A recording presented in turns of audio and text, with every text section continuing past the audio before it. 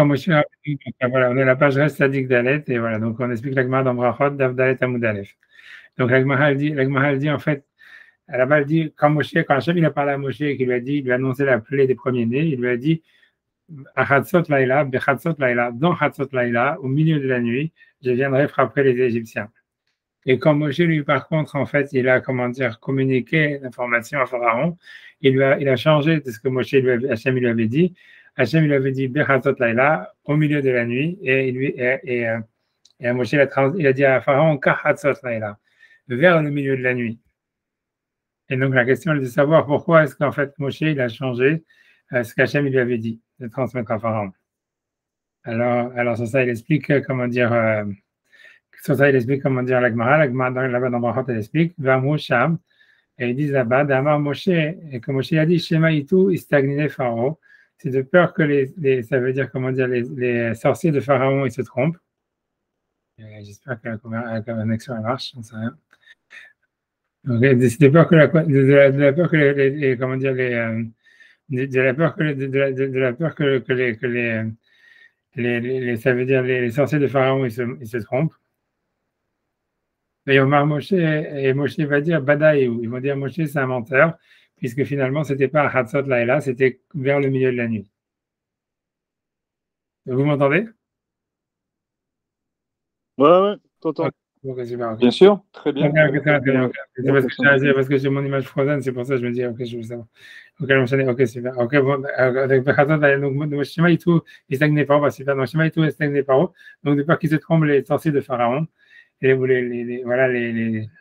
comment dire, les astrologues de Pharaon, mais ils diront, Moshe Badaïou, Moshe c'est un menteur. Et c'est pour ça qu'il a dit comme Hatzot, vers minuit, des machmas samochlo. Ça veut dire proche de lui, ça veut dire Om Lefanav, ou un peu avant, Ola Harav, ou bien après. Voilà, ok, donc ça c'est ce que la Gemara dit, etc. Ok, il y en a qui expliquent ce qui est intéressant, il y en a qui expliquent que l'idée c'est que Moshe Rabbeinu, ça veut dire l'idée c'est que en réalité, si on connaît ça veut dire dans les horaires, tu vois, en réalité, si tu veux, l'heure de minuit, ça veut dire l'heure de Hatzot, elle dépend en réalité vraiment du méridien sur lequel on est. Et donc, en fait, ça veut dire que, et donc, le truc, c'est que si Hachem, lui, il allait frapper, il va frapper à Hatzot, en réalité, la plaie dans toute l'Égypte, elle ne va pas être exactement au même moment. Ça veut dire, ça veut dire un décalage de quelques secondes, peut-être même quelques minutes, ça dépend des endroits en Égypte. Mais donc, en fait, ça veut dire, on peut expliquer la Gemara comme ça veut dire que les sorciers de Pharaon, ils vont dire, ah voilà, Hachem, il n'a pas frappé exactement à Hatzot, puisque, je ne sais pas, au Caire, il a frappé à 12h01 et je sais pas, à Alexandrie à 12h02, tout ça, donc ça veut dire que c'était pas vraiment à minuit. Donc on peut expliquer que ça, les pshat dans la Gemara, que les sorciers de Pharaon ils vont se tromper, ça veut dire, pour eux, les sorciers de Pharaon, ils ne pouvaient pas comprendre exactement à quelle heure c'était Hatzot par rapport exactement au méridien où ça allait être le milieu de la nuit et ça allait être pas à partout en Égypte en même temps. Donc c'est pour ça que Moshe l'a dit à Pharaon, Hatzot, vers minuit. Ça veut dire que ça ne va pas être quelque chose qui va se passer en un instant, il y aura des décalages entre les différentes parties de l'Égypte. On va expliquer comme ça la Gemara. En tous les cas, ça c'est ce que la Gemara a dit, que c'est ce que Moshe il a dit, Kachatzot, ça veut dire vers minuit, parce qu'il ne voulait pas en fait que Pharaon il dise après non, ça ne s'est pas vraiment passé à minuit, parce qu'en fait ça aurait été les astrologues de Pharaon qui se seraient trompés sur savoir quand est-ce que c'est le milieu de la nuit. Ok, donc ça c'est ce que la Gemara a dit dans Brachot, Dalet Amud Aleph. Ça, Rashi dit, Rashi Piège de Pirouche à Torah, et Rashi l'a expliqué dans le commentaire sur la Torah, Kachatzot, Kemo, ça veut dire Kachatzot, Kemo, Karot Ashahar, comme quand le soleil va se lever, Veotzelomar, Shiu Shem Apoal, donc ça veut dire que c'est un nom de l'action, Shem Pirouche, Kaalot, ça veut dire quand ça montera, mais ça veut dire quand il montera, tu vois, c'est-à-dire Rashi veut dire Kechatzot, ça veut dire quand ça sera Chatzot, comme si c'est une action qui se passe. Ça veut dire que le mot Chatzot, c'est pas quelque chose c'est quelque chose qui se fait à un moment. Ça veut dire, comme on explique comme on a dit, que ça veut dire que c'est quand la nuit elle arrive vraiment au milieu, c'est quelque chose qui est toujours en fait en action. Donc lui il explique que quand Rachid dans la Torah, quand il dit Kechatzot, ça veut pas dire comme vers minuit, ça veut dire quand la nuit se divisera. Ça veut dire au moment où la nuit se divisera. C'est comme ça que Rachid a expliqué Kechatzot alayla, que c'est Kalot Ashachar, ça veut dire au moment où le soleil monte. Tu vois, donc c'est ce qu'il veut dire, que c'est le nom de l'action. Shena Pirouche Kaalot, mais ça veut pas dire ça veut dire quand le soleil va se lever, mais ça veut dire Shat Ali Atzma, ça veut dire le moment, c'est-à-dire lorsque le soleil va se lever lui-même. Alors lorsque le soleil sera en train de se lever, voilà, en train de se lever, lorsque la nuit va se diviser. Voilà. Lo lefanav velo lacharav klal. Donc ça ne veut pas dire ni avant ni après du tout. Et aussi, donc, quand on dit quand se divisera la nuit, quand la nuit elle se divisera, lo lefanav velo lachorav, pas avant et pas après. Ren udat kol hamidagdekim pe'echad.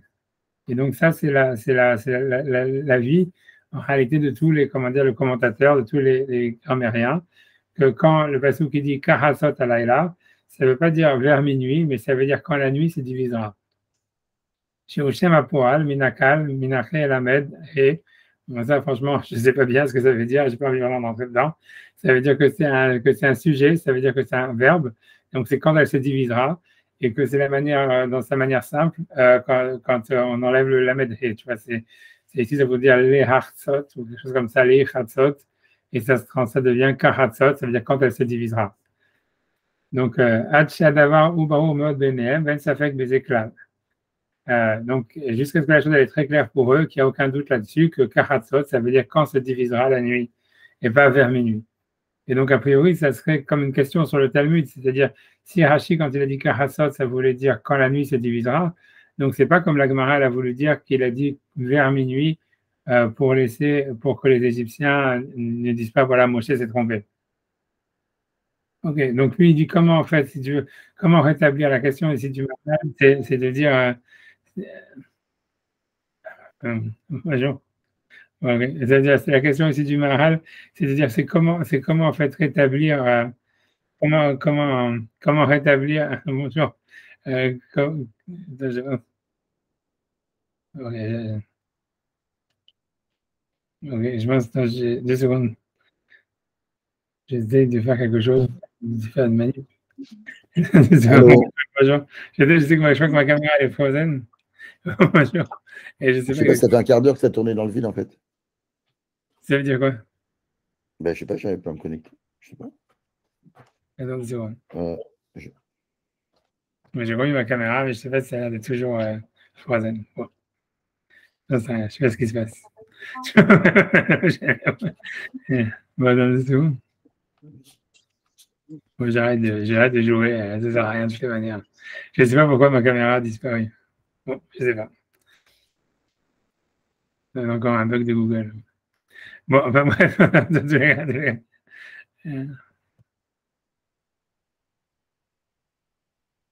je sais pas, j'avance.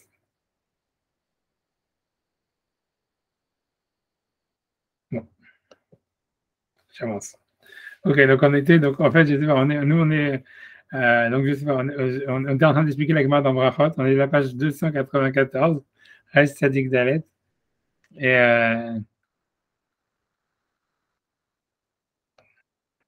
je sais pas ce qui se passe avec ma caméra. Bon, c'est pas grave. Ok, en tout cas, donc on est à la page 294, et c'était encore un coup, bon, j'arrête. Donc on est à la page 294, et Reste Sadik Dalet, donc où en fait, c'est-à-dire le Maharal est en train d'expliquer la Gemara dans Berachot, page 4a, d'accord? Je suis désolé, je ne sais pas comment remettre ma caméra, aucune idée, je ne sais pas du tout quoi faire. Bon, je ne sais pas, ok, je ne sais rien, moi, c'est pas grave, je laisse tomber. Mais en tous les cas, bon, alors, quitter la comment? réunion et revenir. J'ai essayé de quitter et de revenir. Ok, non, je peux essayer une seconde, donc j'ai très peur de faire Essaye ça, mais bon, je ça, vais tenter le coup. essaye de quitter. Non, mais c'est pas grave. Ok, Essaye de ok, quitter et ok, reviens. ok, je quitte, alors je quitte.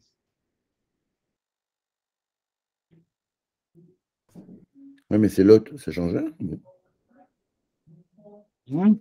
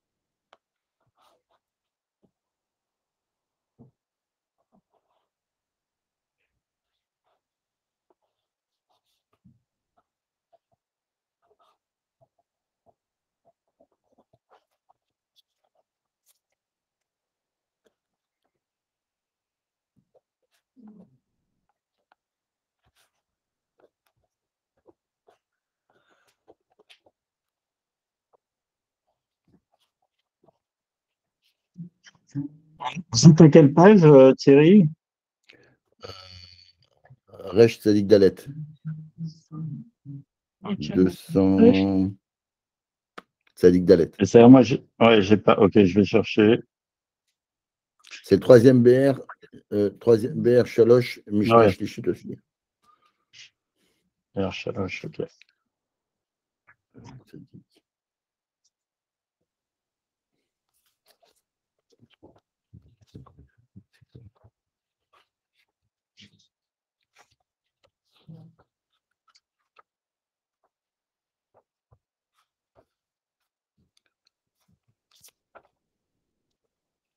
« 294. Ouais. Voilà, j'étais sur mon téléphone, je ne sais pas ce que ça donne. Mais parce que je sais pas, la caméra à la faille et tout ça, c'était des débuts. Alors, c'est encore whatever. C'est que tu redresses ta caméra. La Fais la redresse, tétilité, là. On est comme ça, nous. C'est mieux, d'accord, là, ça attendez. marche. Ah non, ça marche, Ah, ok. il y a- Mais je ne sais pas ça marche, comment mais faire. c'est un peu. Bah, tourne ton Attends, téléphone. Tourne ton attends, téléphone. attends, une seconde. Une seconde. La rose. Non, attends 2 secondes. Ouais, très bien. Oui. Ok, Non, bon, parfait. si ça marche, ça marche. Bon, Rachem, on espère que la batterie tienne, sinon, ok. Bon, on verra. Pour l'instant, il y a. Bon, ok, bon, Rachem. Bon, alors, ok, alors on y va. Alors, avec Kama de Brachot, donc le premier chapitre de Brachot, c'est dans Shulcham. Donc, ok, donc j'ai dit, ok, je reprends encore une fois, c'est l'idée générale, c'est que Moshe Rabbeinu, quand Hachem il a dit à Moshe, à minuit, je frapperai les premiers-nés égyptiens. Et quand Moshe a transmis l'information à Pharaon, il a dit vers minuit. Donc la question de l'Agmara, c'est de dire pourquoi est-ce qu'il n'a pas dit vraiment ce que tu vois ce qu'Hachem il avait dit, c'est-à-dire à minuit, tu vois. C'est-à-dire, ok, donc sur ça l'Agmara va donner une réponse. Donc je reprends encore une fois depuis là-bas. Mais Perikama des Brachot, depuis dans le premier chapitre de Brachot, chez Darshusham, ils ont là-bas fait une rachat. Lama Amar Moshe, pourquoi Moshe a dit Kachatzot vers minuit, Velo Amar Bechatzot, il n'a pas dit dans minuit. Ben Moucham, ils disent là-bas, Damar Moshe, que Moshe a dit ou il s'est dit, Shema Yitzou, et de peur qu'ils vont se tromper, les stagné Pharaon, ça veut dire les astrologues de Pharaon, bien moi Moshe Badaïou, ils vont dire Moshe est un menteur.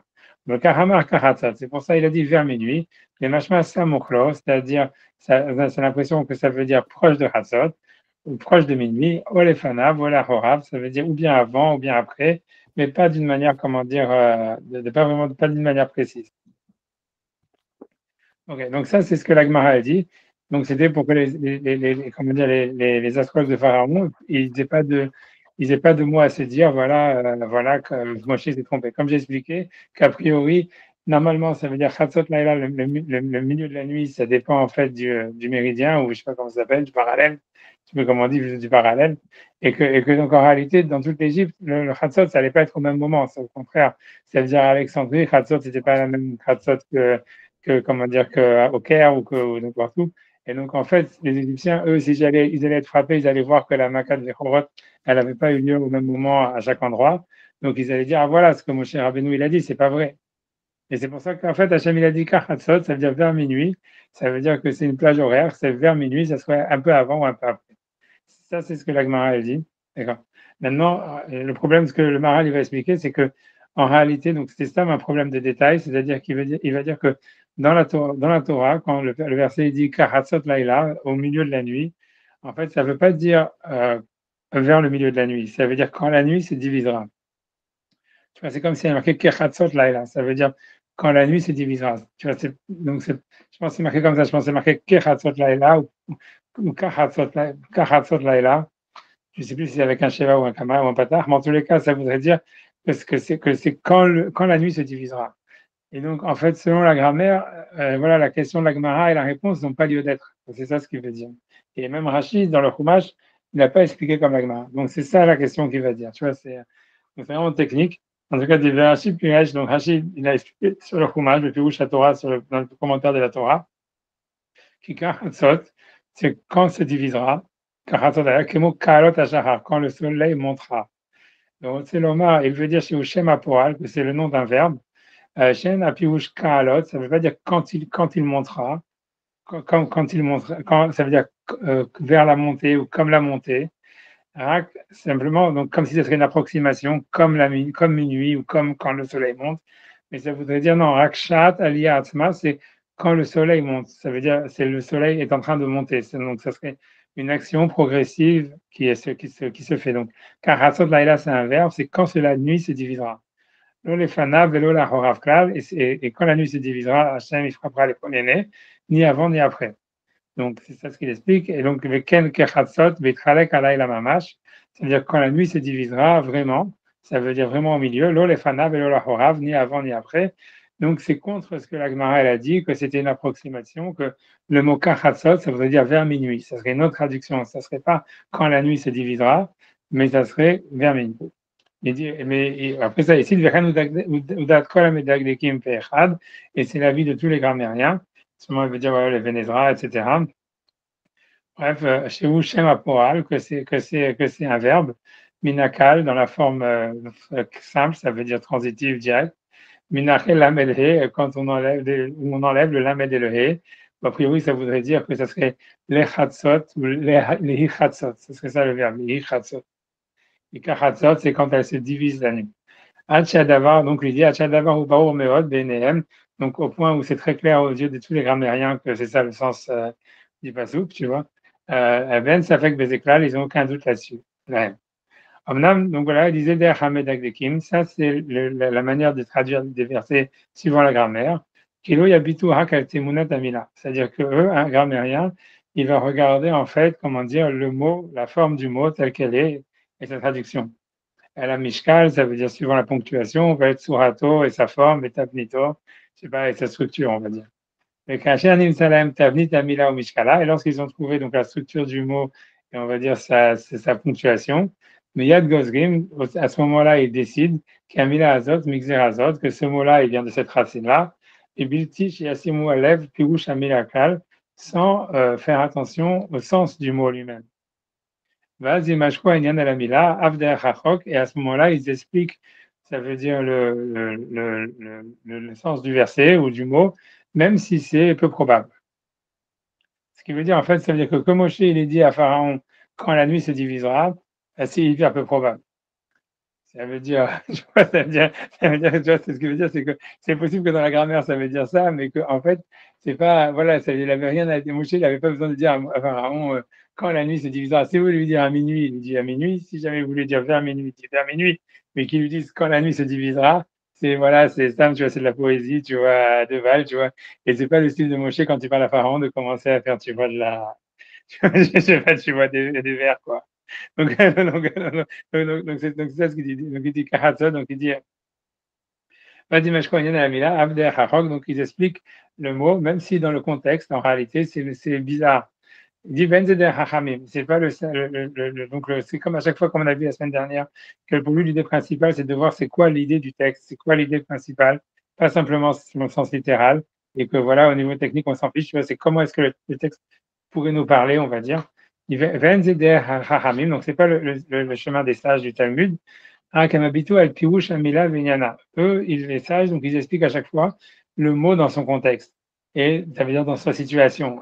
Et donc pour eux, voilà, donc les cartes datent à Medak de Kim, donc voilà, donc ils ont une vision plus globale, tu vois, donc ils vont expliquer le verset pas suivant la grammaire, mais suivant en réalité, suivant la manière dont ça pourrait avoir un sens pour nous, ou même si ça pourrait avoir un sens pour Pharaon, quoi. C'est-à-dire, pour l'idée, c'est que si on explique, on traduit le verset vers minuit, ça voudrait dire en fait que déjà Moshe, donc, ok, ça a un sens au niveau pour Pharaon, donc il lui dit ça, c'est-à-dire plutôt que de lui dire quand la nuit se divisera, que c'est peu probable, tu vois, Moshe, Pharaon, il n'a rien à faire quand la nuit se divisera.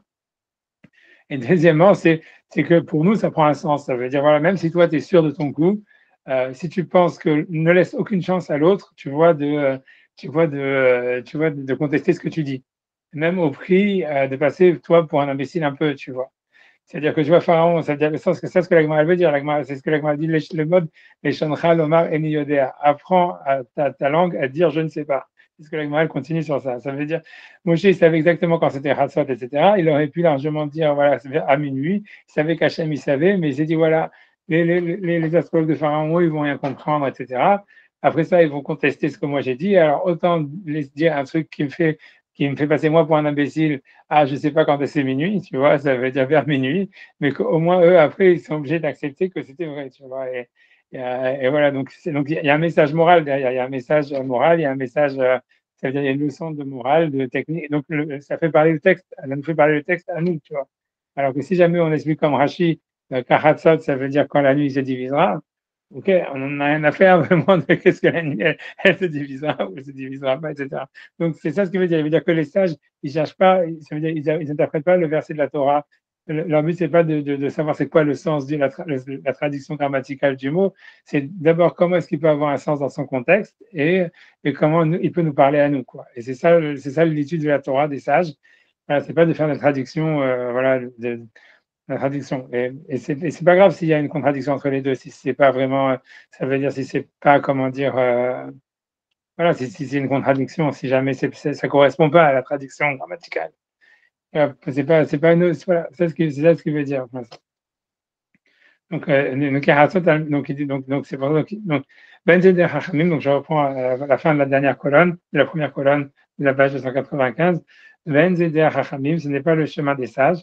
Hakamebitu à la pirouche la mila vinyana, eux, ils regardent le sens du mot et son sujet, ça veut dire dans son contexte, etc. Et son sens, tu vois. Donc, voilà. Ainsi, l'avis des grammariens, Kevan Shemilaka Hassot al Mishkal Kaalot, c'est pour ça, donc, comme vers minuit, c'est comme Kaalot, c'est comme quand ça va monter. Ajoute la M chez Zéou Inyano, donc pour eux, c'est ça le sens. Ken Kar, que c'est ainsi ce que ça veut dire, etc. Vezeu Eno, et lui, il pense que c'est faux. Kikilu Kaalot, ou Poal Kacher Hayom Ole, parce que lui veut dire qu'il y a une différence entre le verset dans Josué qui dit quand le soleil montera et quand la nuit se divisera. Parce qu'il va expliquer pourquoi, parce qu'il veut dire pourquoi. Il dit parce que le soleil monte, c'est une action, quand le jour monte, on peut dire quand le soleil montera. Mais la division de la nuit, ce n'est pas une action, c'est pas une action que la nuit elle se divise, comme si elle prend un couteau et qu'elle se coupe en deux. Et Carloche et Arbo la chaîne porale, donc selon lui, c'est même si grammaticalement, ça voudrait dire quand la nuit se divisera, et que c'est comme ça que Rachid a expliqué le pasouk, etc. On voit comme au niveau du sens, c'est pas possible. Ça veut dire voilà que la nuit elle se divise, puisque voilà, il n'y a pas de voilà, elle se coupe en deux quoi. Aval shayach bo la chaîne nifal, donc ça serait plutôt un langage passif. Kemo vayechalek alem laila, et la nuit a été divisée pour eux. Ça veut dire ça, c'est quand Abraham il va libérer Lot et qui fait la guerre contre les quatre rois. Là-bas, le verset dit Vayechalek alem laila, et il a divisé sur eux la nuit. Et donc ça voudrait dire la nuit, elle est divisée, elle est passive, tu vois, dans le sens voilà. Que moi chez Oulachon, Nifal, que c'est un langage en fait, on va dire passif. Et ça veut dire, gros, voilà. Bon, c'est sûr que on sait aussi que comment dire comment dire que la moitié de la nuit qui avait été, quand justement cette deuxième moitié de la nuit, on dit que Abraham, ça s'est passé le même soir, c'est-à-dire c'est la nuit de Makab Bechurot, que en fait Abraham, il avait été attaqué les 5 rois et qu'il avait gardé la moitié, il a divisé la nuit en deux, c'est-à-dire il les a attaqués au bout de la première moitié de la nuit en disant je garde la deuxième moitié de la nuit pour la sortie d'Égypte, etc., etc. Grosso modo, tu vois, ça veut dire ce que ça veut dire dans le sens littéral, ça veut dire par le mérite que Abraham, il est venu libérer Lot de l'esclavage, c'est par ce mérite que Hachem, par la suite, il est venu libérer les Juifs de l'esclavage. Tu vois, c'est ça, ça veut dire, comme lui, il s'est battu pour la moitié de la nuit, Hachem lui a dit, ok, moi je vais battre la deuxième moitié de la nuit pour libérer tes enfants plus tard. Mais en tous les cas, il dit, comme on voit que dans la guerre de Abraham contre Lot, c'est marqué d'une manière passive, Alors ici, pourquoi est-ce que ça serait marqué d'une manière active, quoi? C'est ça ce que je veux dire. Alors, grosso modo, ouais, quand même, là, chez vous, la chaîne nifal. Parce que c'est un langage passif, etc. Bon, whatever, tu vois. Je sais rien, il y a de quoi parler, mais bon, whatever, tu vois. Je sais rien, tu vois, tu vois, ça veut dire, on pourrait dire, tu vois, ça veut dire, bref, tu vois, j'ai pas envie, tu vois, j'avance jusqu'à la fin du truc, j'avance, je finis le paragraphe, après peut-être je peux parler. Donc il dit, Rashi Rashi lui-même, il a expliqué, al kechatzot, sur comme minuit, qui est chalek alayla, quand la nuit se divisera ou sera divisée. Donc qui est chalek, ça veut dire que Rashi lui-même, il a utilisé, quand il a voulu traduire le mot chatzot layla, il a dû utiliser une forme passive, quand la nuit sera divisée. Il n'a pas pu dire quand la nuit se divisera. Donc, il a voulu dire en fait que c'était quelque chose de, on va dire, de passif quand il y a une division dans la nuit. Le lachon pour elle n'est pas un langage positif, pas un langage, ça veut dire que la nuit elle se divise elle-même, mais qu'elle l'est divisée. Donc, alors que si on explique karatzot, ça veut dire quand la nuit se divisera, c'est un langage pour elle, c'est un langage actif. Donc, même les Fashka Hatzot ou Kemoka Alot, et si on explique donc justement, comme Rachid lui-même il a dit, et le Eben Ezra, etc., Kahatzot, ça veut dire quand se divisera la nuit, donc comme Kahalot, comme quand il montera le soleil, Azul Lachon Poral, donc c'est un Lachon actif, Lo Itzachen Beze Bechiluk Alayla, et selon lui, selon le Maharal, on peut pas utiliser un tel langage dans la division de la nuit, puisque la division de la nuit, a priori, contrairement au lever du soleil, c'est quelque chose qui se passe d'une manière passive. C'est pas que la nuit, elle prend un couteau et qu'elle se coupe en deux. Donc, c'est pour ça que le Talmud a raison. Chez l'Opiashuoto Kemo Kahalot, qu'ils n'ont pas voulu expliquer en réalité Kahalot, ça veut dire quand il va monter. Vedarshu, le Fichach Matam, ils ont expliqué suivant leur sagesse. Mash et Darshu, donc ce qu'ils ont fait comme dracha, etc. Ok, donc ça veut dire, whatever, ça veut dire, on peut parler, ça veut dire la question qu'il y a sur ça, c'est de dire pourquoi, alors justement, en ce qui concerne la libération de Lot, il y a marqué, Vayechalek alem laïla, ça veut dire la nuit a été divisée pour eux, alors que quand on parle ici de la sortie d'Égypte, même si on crée la Gemara, elle explique que c'est une approximation, que ça veut dire vers minuit, ça veut dire quand la nuit se divisera. En tous les cas, même le Maharaj, il est d'accord que dans le sens littéral, ça veut dire quand la nuit se divisera. Tu vois que ça serait quelque chose de positif, tu vois, une action positive, tu vois, ça veut dire, et comment est-ce que c'est possible que la nuit, elle se divise en deux d'une manière positive? Qu'est-ce que ça peut vouloir dire? Tu vois, alors, on peut dire ça, on peut dire, tu vois, ça veut dire, c'est-à-dire que, on peut dire que l'idée, ça serait de dire que c'est la première partie de la nuit que ça veut dire, c'est là, tu vois, c'est l'obscurité de l'exil, si tu veux, ou de l'esclavage en Égypte, qui a fait la libération. C'est ça ce que ça voudrait dire. Si on explique Kechatzot, là et là, ça veut dire à minuit, ça veut dire c'est tu vois le moment le plus sombre possible. Tu vois, il y a un moment où il y a je sais plus, je me rappelle plus qu'il y avait un auteur qui avait dit au milieu, il était en 42 ou en 43, il dit il est minuit de truc de ce siècle, ou je sais pas quoi, on est à minuit. C'est-à-dire qu'il y a toujours un moment où ça peut pas aller plus obscur que ça, quoi. Où si on arrive au milieu de la nuit, où ça peut pas aller vite. Mais qu'en fait, à ce moment-là, et ça fait en fait qu'il y a une sorte c'est l'obscurité elle-même qui arrive à son point culminant, qui crée en fait une sorte, tu vois, de retournement, tu vois, ça veut dire voilà, qu'il y a un changement, qu'il y a un retournement. Ça serait ça le sens de Kechatzot là. Ça voudrait dire que c'est la nuit qui s'est divisée. Ça veut dire que c'est quelque chose qui est venu parce que ça pouvait pas tomber plus bas, quoi, grosso modo. Ça pouvait pas aller pire que ça.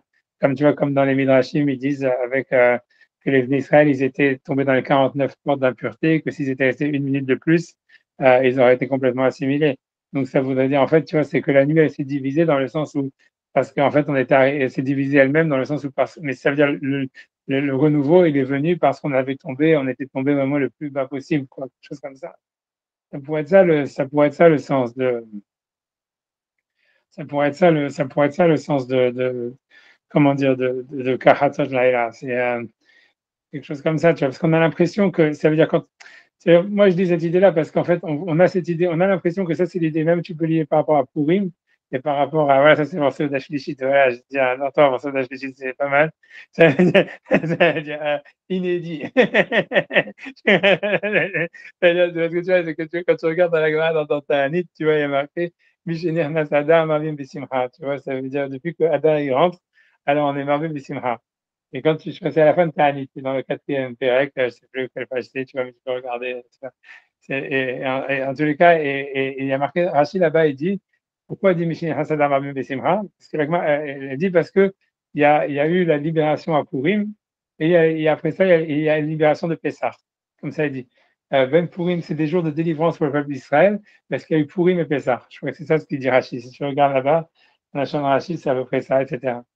Et la question, elle est de dire, tu vois, ok, ça veut dire si c'est comme ça voudrait dire en réalité que la vraie période de Simcha, comment dire, de Mishéni Hadar, elle commence pas au début du mois de Hadar, elle commence à partir de Purim et qu'elle irait jusqu'à Pessah. Tu vois, parce que Rachid dit ça, c'est Purim et Pessah, donc a priori c'est de Purim à Pessah. Pourquoi est-ce que la Gemara dit Mishéni Hadar depuis que Hadar il est rentré? Et en plus, tu vois, une autre question que tu peux dire, tu vois, comment je rajoute, tu vois, c'est ça, mais une autre question, c'est que quand tu regardes la page toute de la raison de la Gemara, pourquoi on dirait que Mishen Yernasan Ravim Besimcha, c'est parce que dans la Megillah, il y a marqué, elle-même, dans la Megillah, il y a marqué, Achodesh Asher Nefach Lahem Miyagon Besimcha. Le mois qui a été transformé d'un jour de Yagon, ça veut dire de, comment dire, de souffrance en Simcha, en joie. Donc, c'est dans la Megillah elle-même qu'on dit que tout le mois de Hadar, si tu veux, il est inclus dans la Simcha. Et donc, c'est marqué dans la Gemara, donc c'est marqué dans la Gemara, c'est un passage dans la Megillah. Donc, la question, elle est de dire pourquoi Rashi, il a besoin d'aller chercher Purim et Pesach et tout ça, etc. Il aurait dû expliquer la Gemara de Mishnah Nasada, parce que c'est marqué dans la Megillah, un verset explicite qui dit le mois qui allait transformer d'affliction en joie, tu vois. Et la réponse, tu vois, par rapport à ce qu'on dit maintenant, on peut répondre que ça veut dire que justement, parce qu'on peut comprendre qu'est-ce que ça veut dire le moi qui s'est transformé d'amertume en joie. Tu peux traduire, tu vois, la page toute, c'est de dire, voilà, en fait, depuis Rosh Chodesh, tout le mois, ça devait être un mois de deuil, etc., etc. Et parce que c'était la mort de Moshe, c'était le jour où Israël, en fait, Haman, il avait décidé d'exterminer les Juifs. S'ils n'avaient pas fait Teshuvah, ça serait arrivé, Shalom, etc. Donc, c'est dans le mois, l'idée pourquoi ce serait le mois, c'est parce que quand on dit que Haman, il a fait le tirage au sort, c'était tombé d'abord sur le mois, puisqu'il a fait d'abord le jour, le mois, etc. Donc, même le mois, comme le Goral, le changement, le Goral a été changé sur le mois. Donc, tu dis, voilà, tout le mois, maintenant, c'est devenu un mois de Simcha. Mais en fait, tu peux expliquer la Gemara, non, Achodesh Janeh, Parlaem Yagon et Simcha. Ça veut dire, non, c'est le mois qui s'est transformé d'amertume en joie. Et ça voudrait dire quoi? Ça veut dire que, en fait, le début du mois, tu vois, c'est de l'amertume, mais que l'amertume s'est transformée en joie qu'à partir du 14, qu'à partir du milieu du mois, que c'est Purim, tu vois, comme il dit Kachatzot Laïla, que c'était, si tu veux, c'était le pire où ça pouvait tomber, c'était à Purim, parce qu'il y avait le truc, et ça s'est transformé. Mais en fait, tu vois, ça veut dire, alors ça voudrait dire quoi? Ça veut dire qu'en réalité, le vrai Zman de la Géoula, si tu veux, de délivrance et de ça du cas d'Israël, c'est comme Rachid, ça commence à partir du 14. Parce que c'est que le mois il s'est transformé à partir de son milieu, tu vois, comme la nuit qui s'est coupée en deux, qui s'est transformée. Mais que ça veut dire, alors pourquoi on dit Meshinir Nasadar Mabem Besimcha depuis le début du mois d'Adar Mabem Besimcha? C'est parce qu'on sait que même les tsarot qu'il y a, ça veut dire, si tu veux, les souffrances qu'il y a en réalité, tu vois, dans le début du mois de Hadar, que c'est la mort de Moshe Rabbeinu, il y avait un minac de faire Ta'anit pour cet Hadar, parce que c'est le jour de la pierre de Moshe Rabbeinu, etc. Ça veut dire même ça, hein, ça se transforme en Simcha. Donc, comme ça va se transformer en Simcha, ça veut dire que même le début du mois, même si le début du mois à la base il est mauvais, celui-là, même le mal, il se transforme. On doit être quand même sa mère, on doit être quand même heureux. Mais le nafahu, ça veut dire la transformation, elle se passe le 14. Mais on est content déjà depuis le début du mois, parce que même le début du mois, même si le début du mois, en fait, il est pas dans un bon mazal, disons qu'il serait pas dans un bon mazal, on sait que ce bon mazal, à la fin, ce mauvais mazal, il va se transformer comme quelque chose de positif, tu vois. C'est parce que ça, les chats, tu vois, de la Megillah, c'est le Machi. Et tu vois, ça c'est pour ça de la Chine, mais c'est-à-dire tu peux rajouter ça avec ce qu'on étudie, c'est la même chose. Que ça voudrait dire ça, tu vois, Kachatzot là et là, ça veut dire quand la nuit elle se divisera. Ça veut dire, parce que quand tu regardes dans la nuit du Seder, on voit ça, qu'on on peut manger le Korban Pessah avec du maror, et qu'on doit mentionner tout le récit de l'esclavage en Égypte, tu vois, Avadim Aïnou les pharaons, et on est marir, tu vois, sur tout le truc, en disant que tout le but c'est de transformer, si tu veux, que même ce mal qui était arrivé, cet esclavage et tout ça, etc., ça s'est transformé en quelque chose de positif. Donc, ça serait ça le kachatzot laïla. Ça veut dire quand la nuit, elle se divisera. Ça veut dire que la nuit elle-même, elle va devenir, elle se divise pour se transformer en jour. Mais même depuis le début, tu vois, ça veut dire, c'est comme si comme elle se divise elle-même, elle se divise elle-même dans le sens où elle se transforme, en se divisant, en fait, elle se renverse. Tu vois, c'est ça ce que ça voudrait dire, tu vois. Et ça, tu vois, là, ça serait ça l'histoire de la sortie d'Égypte. On pourrait dire ça par rapport, tu vois, à la guerre que Moshe, qu'Abraham, il a fait contre les 4 rois, etc. Où, tu vois, où la nuit, elle s'est arrêtée au milieu, tu vois. Ça veut dire, il n'a pas pu aller plus loin, mais il n'y a pas eu une transformation de quelque chose de mal en bien, quoi, on va dire. Tu vois, tu vois, tu vois, quelque chose comme ça, tu vois, ça veut dire, on va dire un truc comme ça, j'en sais rien, tu vois, mais, ah non, non, j'en sais rien, je sais pas, je reste dans, voilà, moi, pour ça, je réfléchis, tu vois, voilà, c'est bon. Ok, bon, j'en sais rien, en tout cas, peut-être c'est ça le chat de Khatsut Laila ou Kalat Hachara, je sais pas, non, ça veut dire à partir de, Merci. ouais, vas-y. Merci, frérot. Non, merci. Non, mais tu vois, mais ça veut dire, après ça, je ne sais pas. C'est sûr que tu vois pour revenir sur l'idée principalement du Maral tel qu'il dit, tu vois, etc., savoir est-ce que la nuit, quand quelque chose se divise, est-ce que c'est une action de se diviser ou est-ce que ça se retrouve divisé de facto? Est-ce que tu vois, c'est sûr qu'il y a quelque chose de quoi, je ne sais pas, tu vois, ça veut dire c'est quelque chose sur lequel on peut réfléchir, tu vois, je ne sais pas, tu vois, je sais pas, tu vois, non, non, tu vois, je sais pas. Mais bon, je, je suis sûr qu'on pourrait trouver des fois où, tu vois, quelque chose se divise lui-même. Est-ce que la nuit, elle se divise elle-même ou est-ce qu'elle est divisée? Voilà, tu vois, ça veut dire, voilà quoi, ça veut dire pour savoir si c'est vrai ou c'est pas vrai, tu vois,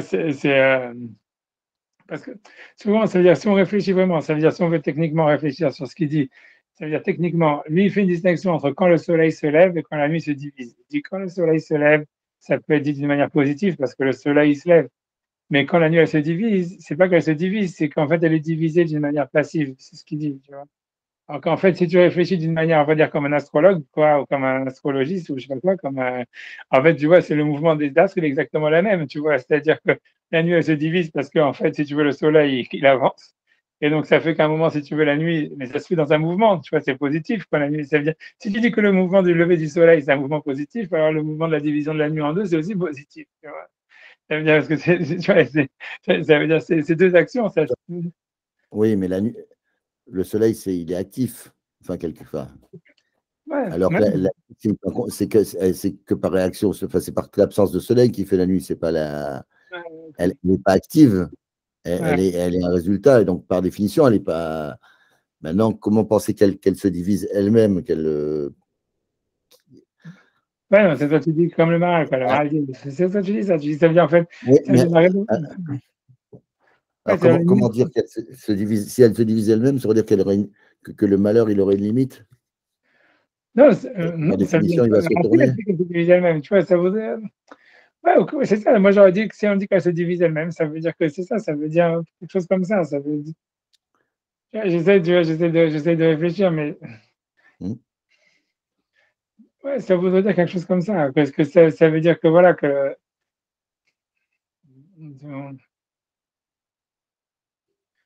Ça veut dire que, quoi, que le malheur, il a une limite parce qu'en réalité, même le malheur, il a une direction, tu vois. Ça veut dire,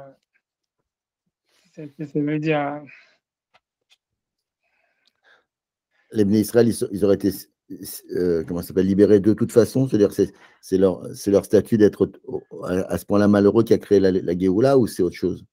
ouais, ça veut dire, c'est surtout au niveau de la Touma, ça veut dire qu'ils pouvaient pas, ils étaient entrés dans les mêmes têtes sur la Touma, et que ça veut dire, on voit bien que tu vois que l'exil d'Égypte, c'était qu'il fallait rentrer dans les 49 portes d'impureté pour pouvoir arriver après ça aux 49 charim de pureté, quoi, on a l'impression. Ça serait ça, tu vois, le Kahassas Laïla, ça veut dire, c'est quand la nuit, ça serait ça veut dire, quand la nuit, elle se divise, ça veut dire, voilà, elle-même, la nuit, elle a une intention, et cette intention, elle est toujours en fait, de s'exprimer, voilà, elle va, voilà, ça veut dire, voilà, voilà, ça veut dire un turning point, ça veut dire, il y a toujours une sorte de moment de point, de point culminant tu vois, dans la nuit où ça se tourne, où ça se retourne. Ouais. Mais je sais pas, tu as raison, mais ça veut dire, ça voudrait dire ça, ça voudrait dire ça. Moi c'est comme ça que c'est comme ça que j'aurais compris. Ça veut dire que c'est arrivé à un point culminant. Mais bon, tout ça, c'est compliqué. Ça veut dire, ouais, ouais, je sais pas, c'est comme ça, tu vois. Ça veut dire, ok, Ouais. mais tu vois, ok, mais je sais pas, non, c'est quelque chose à réfléchir. La question est de savoir, Je sais pas, je sais pas. C'est comme si la vérité, c'est de savoir est-ce que la nuit, le milieu de la nuit, c'est simplement un reflet parce que c'est le milieu du jour ailleurs, ou c'est parce que voilà, le soleil va Ah, se lever, donc la nuit, elle est simplement comme, tu vois, elle est calculée que par rapport en fait au fait qu'il n'y a pas de soleil, ou bien tu vois, mm. que simplement, où il y a quelque chose, tu vois, l'obscurité, c'est quelque chose qui existe, tu vois, et que donc c'est possible que lui aussi, il ait une force active, il a une force active, tu vois. Si tu dis que la nuit, elle peut se diviser que de manière passive, c'est comme tu dis, c'est parce que tu dis que la nuit, c'est l'absence de jour, tu vois. Si tu dis que la nuit, tu vois, elle peut se diviser de manière positive, ça veut dire que la nuit, c'est quelque chose, tu vois, c'est une réalité, tu vois, c'est à part entière, c'est pas, ah, il n'y a pas de soleil, donc il y a la nuit.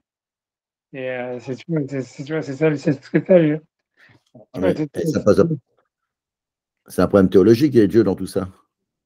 ouais, comme tu dis, c'est ça, ok, c'est notre histoire, tu vois, tu vois, c'est notre histoire, c'est comme tu dis, je sais, tu vois, c'est notre histoire, intéressant parce que dès que tu parles de temps, tu vois, ça veut dire de temporalité, Dieu, Mm. il disparaît, tu vois, c'est obligé, tu vois. C'est-à-dire, tu vois, pour Hachem, tu vois, le présent, il n'existe pas, on va dire, tu vois, ou il existe à peine, tu vois. C'est comme je te dis, c'est une marque locale. Il y a une marque locale dans les commentateurs, si, comme je vous ai dit, à savoir comment est-ce que Hachem, il a pu frapper. Il y a marqué Hachem, il a frappé les Égyptiens, tu vois, ça veut dire à Khatsot. Il a marqué lui-même sans un malar, tu vois. Donc, ok, là, et comme je dis, il y a des discussions à savoir est-ce que ça veut dire que il les a frappés, ça veut dire tous en même temps, ou bien est-ce qu'il a suivi le parallèle, tu vois, ou tu vois, ça veut dire voilà, parce que voilà, c'est différent, c'est difficile de comprendre d'Ifral comment est-ce que Hachem, il aurait frappé les Égyptiens sans intermédiaire d'Amalach à un moment donné précis, tu vois, parce qu'Hachem, il est au-dessus du temps, tu vois. C'est très difficile à comprendre comment. Tu vois bien, par exemple, quand on parle de la création du monde, on te dit Bereshit, tu vois. Et pourquoi c'est tellement vague? C'est parce qu'en fait, tu vois, c'est évident que tu vois que la création, que le lien de quelque chose qui est intemporel avec quelque chose qui est temporel, même la création du temps, ça peut pas venir, tu vois, dans un instant T, a priori. Tu vois, c'est pas qu'il y a eu tu vois, un truc qui s'est fait comme ça, ping, tu vois. Ça veut dire que même tu vois, le Rambam dans le Guide des Égarés, il essaye d'expliquer comment c'est possible tu vois, comment est-ce qu'il peut y avoir eu la création du temps avant que le temps existe, etc. Et tu vois, on a l'impression que tu vois que lui, tu vois, quand tu regardes là-bas, il essaye il essaye d'imaginer une sorte de courbe, tu vois, comme s'il y aurait, tu vois, une sorte, tu vois, ça veut dire que lui veut dire que même avant le temps, il y aurait eu un temps avant le temps, il y aurait des trucs comme ça, tu vois, et que ça s'est passé, tu vois, ça veut dire qu'il y avait une nécessité de créer le temps. Dans le Guide des égarés, c'est un des chapitres les plus compliqués, tu vois, du Guide des égarés, mais il en parle, tu vois, ça veut dire pour lui parce que c'est compliqué.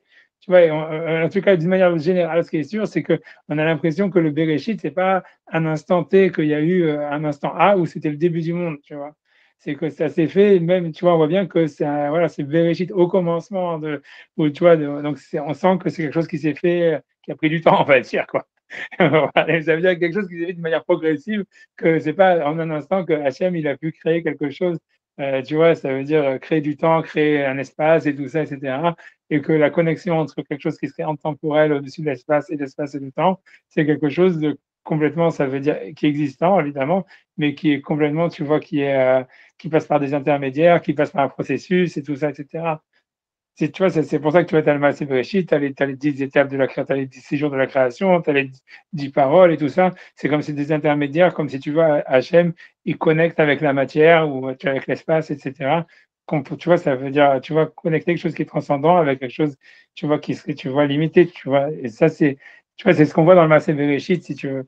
Maintenant, tu vois que, tu vois, le Makat Behorot, c'est l'opposé de ça. Tu vois, c'est qu'on te dit, voilà, tout d'un coup, il y a Hachem lui-même, il te dit sans un malar, sans rien il est intervenu à un instant, tu vois, précis, tu vois, d'une seconde. Ça, c'est complètement, c'est hyper difficile à imaginer même, tu vois, c'est pas comment expliquer, tu vois, ça veut dire, c'est comment peut y avoir un truc de Khatsot Laïla pour, tu vois, pour Hachem si c'est pas l'idée Malach, tu vois. Donc, tu vois, c'est hyper, voilà, le point lui-même, il est difficile, tu vois. Ça veut dire, quand tu regardes à chaque fois, même dans le Matan Torah, quand il y a le don de la Torah, Hachem, il est super vague dans quand est-ce que ça va apparaître, tu vois, quand il va apparaître, il dit le troisième jour, blablabla, tu vois, truc vite, tu vois, c'est pas exactement quand, c'est pour ça que tout le monde est en train de dormir, parce que je pensais que c'était plus tard, tu vois, mais ça veut dire que, ouais, ça veut dire parce qu'il n'aura pas dit, ouais, à 3 heures, demain matin, à 6 heures du matin, je vais apparaître. C'est jamais, tu vois bien, quand il parle à Moshe, c'est jamais clair, ça veut dire, il y a un temps, on va dire c'est 40 jours, c'est ça et ça, mais tu vois, c'est comme les cours de Torah, tu vois, c'est 10, c'est 15 minutes avant, après, quoi. Ça veut dire, tu vois, c'est pas un train allemand, quoi, tu vois, voilà, quoi, c'est une heure approximative. Parce que c'est normal, parce que tu vois, ça veut dire que, tu vois, Hachem, il ne peut pas connecter d'une manière avec le temps, avec le monde fini, tu vois, d'une manière comme si c'était une horloge suisse, voilà, j'arrive à ce moment-là, pile, tu vois. Et donc c'est sûr et que la seule exception que tu vois là, tu vois, c'est Makat Bechorot. C'est la plaie des premiers-nés, c'est la seule fois où tu vois Hachem, il dit, voilà, je viens à cet instant-là, c'est une minute, tu vois exactement moi-même sans un malach. Et voilà, ça pose problème, tu vois, c'est sûr que ça pose problème. C'est pour ça que tu vois que Moshe lui-même, il n'a pas dit ce qu'il lui veut pas, il veut parler ici, tu vois. Est-ce que, j'en sais rien, je ne sais pas quel est le sens. Tu comprends, tu sais quoi le sens de la Makat Bechorot, tu vois, je sais pas, tu vois, c'est difficile, tu vois, je sais pas, tu vois, non, non, tu vois, mais je sais pas, tu vois, je sais pas, I don't know, enfin, moi, d'une certaine manière, I don't know, je sais pas, tu vois, ça veut dire, c'est-à-dire, voilà, quoi. A priori, dans tous les cas, ce qui est intéressant, ce qui est sûr à savoir, c'est que si le mot Chatzot, c'est lié, tu vois, ça veut dire, on l'interprète comme si lié au mouvement des étoiles, au mouvement des planètes, tu vois, du soleil, etc. A priori, il n'y a pas vraiment de différence entre dire Kachatzot, Alayla, quand la nuit se divisera, ou quand le soleil montera. A priori, c'est lié à un mouvement, et c'est un mouvement des planètes, et donc c'est une forme active, tu vois. A priori, tu vois, a priori, c'est bien qu'on peut dire comme toi tu veux dire. Je comprends que toi tu veux dire qu'il y a une distinction de dire, même si c'est le résultat d'un mouvement, mais c'est un résultat à ricocher, quoi. Mais même, tu vois. C'est ça, tu vois, c'est ça ce qui est difficile, tu vois. Ça veut dire grosso modo, ça serait comment est-ce que Hachem, qui est au-dessus du temps, il peut se révéler à un moment qui est de toutes les manières la résultante d'un mouvement perpétuel, quoi. Est-ce que ça veut dire Hachem, il aurait arrêté le temps pendant une minute? Tu vois, un truc comme ça. Tu vois, je sais pas, tu vois, ça serait, tu vois, ça serait ça ce que ça voudrait dire, tu vois. C'est grosso modo, techniquement parlant, c'est impossible qu'Hachem il intervienne à Khatsot. C'est impossible, tu vois, parce que c'est impossible qu'Hachem il intervienne dans un moment donné hyper précis dans le monde du temps, tu vois, c'est impossible. Donc, seule manière de dire, c'est qu'il n'y avait pas Khatsot en réalité, et que Hachem il a arrêté le temps, et que tu vois, il a frappé, et qu'après il a remis le temps en marche, tu vois. Ça serait, tu vois, ça serait ça le Khatsot, tu vois, je sais pas, tu vois, c'est. Whatever it is. Mais c'est sûr que, en tous les cas, c'est sûr que voilà, c'est ça, le problème de ce passage-là, c'est ça, c'est comment Hachem il peut intervenir dans un espace tellement précis, tu vois, c'est sans progression, tu vois.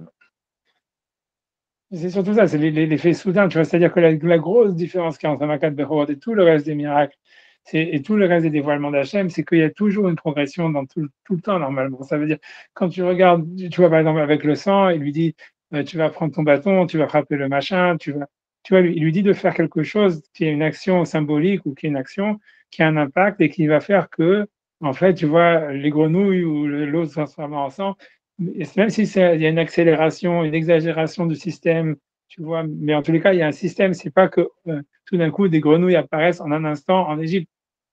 Tu vois, tu vois, machin, là, les sauterelles, il y a un vent qui vient, et Moshe va faire un truc pour que le vent s'élève, l'ouverture de la mer Rouge, il doit lever son machin, il doit truquer, Ça se passe jamais, quand tu regardes, ça se passe toujours, il y a toujours une progression quelconque, il y a toujours une progression, un truc à faire, un machin, tu vois, c'est jamais en un instant, c'est jamais, voilà, c'est jamais un truc. Ouais, même comme tu dis, même le don de la Torah, même, tu vois, la Kedat Yitzhak, tu vois, à chaque fois qu'Hachem il donne des dates, c'est jamais hyper précis, tu vois. D'où la faute du veau d'or, tu vois, ça veut dire, voilà. Et le truc, c'est que, voilà, ici, à Khatzot, on a l'impression, c'est une exception, voilà, il dit, Tafka Khatzot, à minuit, pile, tu vois.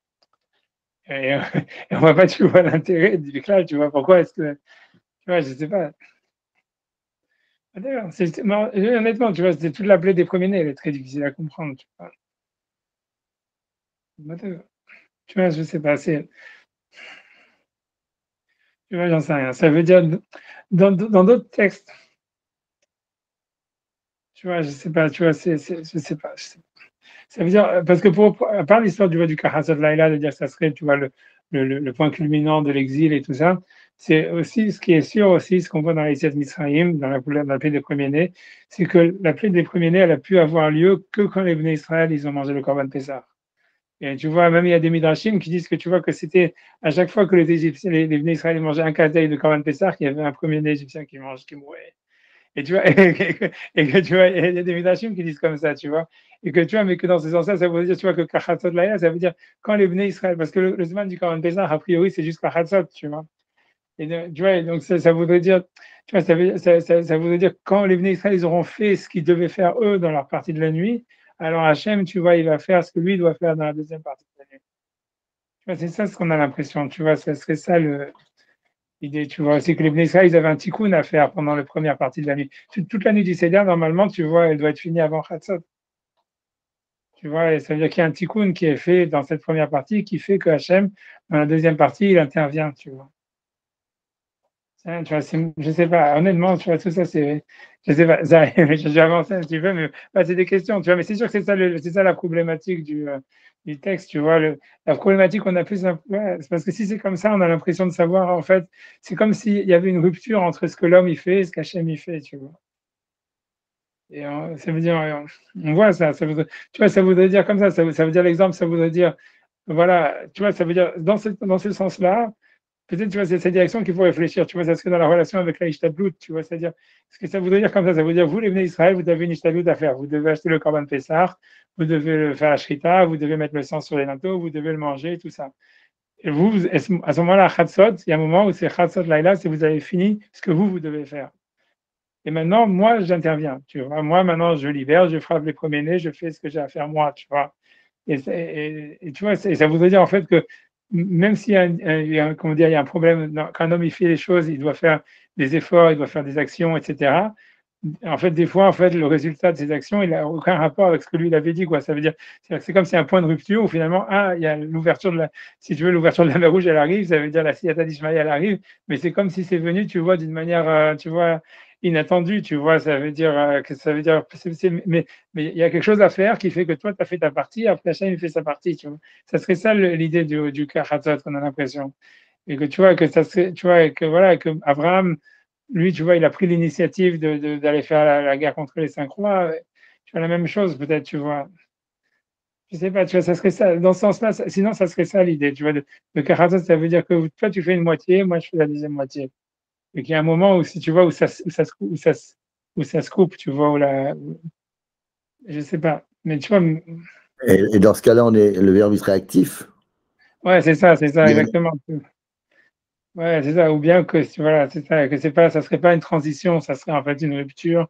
C'est parce qu'on a fait ce qu'on avait à faire, tu vois. On a fini, on a divisé la nuit, tu vois. On a fait notre partie de la nuit, on a fait notre partie du travail. Ouais, ça serait ça l'idée, tu vois. Ce serait ça ouais, ouais.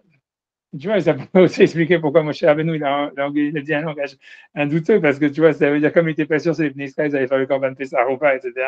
Donc lui, il ne pouvait pas dire, tu vois, en réalité, avec certitude, à Chatzot, durant la fête de premier parce que qui te dit que les Bnei Israël, ils vont le faire, tu vois. Donc, c'est un autre sens, tu vois, pourquoi il n'était pas si sûr de son coup. Hein. J'en sais rien, j'en sais rien. Mais bon, mais c'est ça, je vais avancer, mais tu vois, mais ça veut dire que c'est sûr que la grosse question, c'est de savoir qu'en fait, comment. Et s'il avait raté son coup, on l'aurait jamais su. Il n'y aurait pas eu de suite. Donc, bon. Ouais, non, mais c'est par rapport au sage de Pharaon. Je sais pas, c'est par rapport à Pharaon. Non, c'est clair que l'idée, c'est qu'il ne voulait pas passer. Toute l'idée, c'est qu'il fallait, il faut convaincre les sages de Pharaon. C'était ça aussi le point, tu vois, ça veut dire. C'est super bizarre, tu vois, je sais pas, parce que tu vois, c'est comme on a dit, quand un des derniers pasukim de la Torah, c'est les miracles que Moshe il a fait aux yeux de Pharaon, aux yeux d'Israël. Tu vois, comme on a l'impression que convaincre Pharaon, c'était vraiment très important, et convaincre les sages, tu vois, même les astrologues de Pharaon. Mais ce que ça voudrait dire que même si, tu vois, comment on dit, même s'il y a du surnaturel, il faut que les types rationnels qui croient pas, comme tu vois les sages de Pharaon, ils admettent que ça a un sens, tu vois, ou que ça peut marcher, tu vois, un truc comme ça, tu vois. Ça veut dire, il faut pas que, tu vois, c'est comme si, c'est un truc comme ça, tu vois. Ça veut dire que ça peut pas, le dévoilement d'Hachem, il peut pas être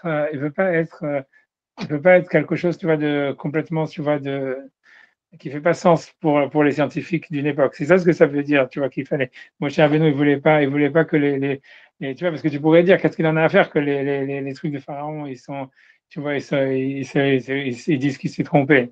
Tant pis pour vous, tu vois ce que je veux dire, j'en ai rien à foutre de votre gueule. Mais tu vois, c'est qu'on a l'impression qu'il fallait que, tu vois, que les sages de Pharaon, c'était un sine qua non que quand Moshe il parle, il fallait qu'ils disent non, il s'est pas trompé, c'est ce qui s'est passé, ça marche, ça s'est vraiment passé. Tu vois, qu'il soit, tu vois, que ça marche, tu vois, qu'il soit. C'est bizarre, tu vois, mais c'est comme ça veut dire, encore une fois, tu vois, ça veut dire, ce que l'autre message, ça voudrait dire, selon le message de la Gemara, ça veut dire la Torah, elle veut pas aller contre la raison humaine, même quand la raison humaine, elle se trompe, tu vois. Parce que tu vois, ça veut dire, pour whatever reason, tu vois, ça veut dire, whatever it is, tu vois, c'est peut-être par respect, j'en sais rien, tu vois. J'en sais rien, tu vois, ça veut dire, ça veut dire, tu vois, c'est pour respecter les scientifiques qui ont travaillé, même s'ils font des erreurs, tu vois, Hachem, il veut pas leur faire, il veut pas leur dire, vous avez faux, il veut se dévoiler d'une manière qu'eux, peuvent aussi comprendre quelque chose, tu vois. Peut-être par respect, parce qu'ils ont fait des efforts pour essayer de comprendre, tu vois. Peut-être un truc comme ça. Mais ça veut dire, mais ça veut dire, sinon tu comprends pas exactement pourquoi. En tout cas, on voit ça, ça serait un des messages aussi, tu vois, que Hachem, il voulait pas que les Hartoumé, les trucs de Pharaon, ils se retrouvent complètement, tu vois, devant une énigme. Comment ça se fait que la fête de premier est arrivée? On sait même pas comment c'est arrivé. Tu vois, ça veut dire que c'était pas Hatzot, c'est patati patata. On a dit non, ça sera vers Hatzot. Ah, ok, tu vois, on comprend, ça marche et tout ça. Ok, très bien. Non, ça veut dire, normalement, c'est la question que tu devrais te dire, c'est qu'est-ce que Hachem il en a à faire des astrologues de Pharaon qui se trompent dans leurs calculs, tu vois, ça veut dire, c'est-à-dire pourquoi est-ce qu'Hachem il a besoin de ce que les pharaons, des mecs qui font des calculs, qui font des faux calculs, ils admettent que non, en fait, non, on s'est pas trompé, c'est nous qui avons raison, mais Hachem il avait dit que c'était pas précis, tu vois. Tu vois, c'est super bizarre, tu vois. Tu vois, mais c'est, ouais, j'en sais rien, tu vois. C'est-à-dire, c'est pas respect a priori. Ça veut dire que c'est ça. Ça veut dire, toi, si tu as été un scientifique, tu as essayé au maximum de ce que tu pouvais comprendre. C'est quoi la vérité? Et moi, je vais pas te montrer que ce que tu dis, c'est faux, tu vois. Tu vois, parce que tu vois pas, parce que voilà, c'est tout, tu vois. Donc, voilà. Donc, c'est un truc comme ça. Mais c'est un autre point à réfléchir, tu vois. C'est un autre point à réfléchir. Et tu vois, c'est pourquoi Hachem, tu vois, tu vois, il aurait pitié des types ça veut dire des astrologues de Pharaon qui font des calculs, qui font des calculs faux, parce ils veulent pas, tu vois, ils veulent pas leur faire la honte ou quelque chose comme ça. Et deuxièmement, c'est comme pourquoi Hachem, il décide de se révéler à un moment précis, donc c'est complètement, normalement, tu vois, c'est carrément incompréhensible, on va dire d'une certaine manière, tu vois, et c'est pour tuer les premiers-nés égyptiens qui fait ça. J'en sais rien, je savais dire. Je savais dire pour donner la Torah, j'aurais dit ok, tu vois, c'est bidule. Même pour donner la Torah, il n'a pas fait ça, tu vois. C'est tout ça, c'est pour tuer les premiers Égyptiens. C'est tellement Ouais, important. c'est pour limiter l'irrationnel. C'est-à-dire que l'irrationnel, il doit avoir une place minimum. Mais il fallait que l'irrationnel, il soit quand même là. Mais il ne fallait pas que ce soit complètement irrationnel. Il fallait que ce soit irrationnel au minimum. Ouais, c'est ça, Pour ça, c'est tout comme tu le reste dis. doit rester vrai. Mais Ouais. pourquoi Mais c'est-à-dire que tu vois, il aurait pu faire ça différemment, tu vois. Ça veut dire, voilà, il aurait pu faire une épidémie, et tu vois, c'est terminé, tu vois. Il y avait 10 000 manières, tu vois, ça veut dire, toutes les autres plaies, elles sont arrivées d'une manière beaucoup plus naturelle, si tu veux, avec du vent, avec, tu vois, des machins, tu vois, progressivement. Elles sont jamais arrivées en un instant, une minute, une seconde, tu vois, sans rien, tu vois, comme ça, tu vois, vraiment de manière random. Tu vois, c'est ça la question, tu vois. Et après ça, même dans ce dévoilement qui se fait d'une manière complètement comme ça, voilà, soudaine, etc., sans donner aucune place, il dit non, mais je dis pas l'heure exacte. Comme ça, les scientifiques, ils vont pas dire que je me suis trompé, tu vois. C'est bizarre, tu vois. Tu vois, si tu veux montrer que l'être humain c'est rien et qu'il sait même pas à quelle heure c'est minuit, alors fais-le, tu vois, mais, mais si tu veux, et si déjà tu veux te dévoiler, tu vas faire un truc complètement incroyable, tu vois, de te dévoiler à un instant T, à une seconde, donc on ne sait même pas comment c'est possible ni rien. Alors après ça, pourquoi tu dis ok, mais je me laisse une marge d'erreur. Tu vois, c'est super bizarre. Ah, tu vois, c'est très bizarre. Il faut comprendre c'est quoi, tout le sens même de la paix des premiers-nés est difficile à comprendre, vraiment difficile à comprendre. Tu vois, c'est pourquoi est-ce qu'il y avait besoin de tuer des Égyptiens pour libérer les Juifs, tu vois.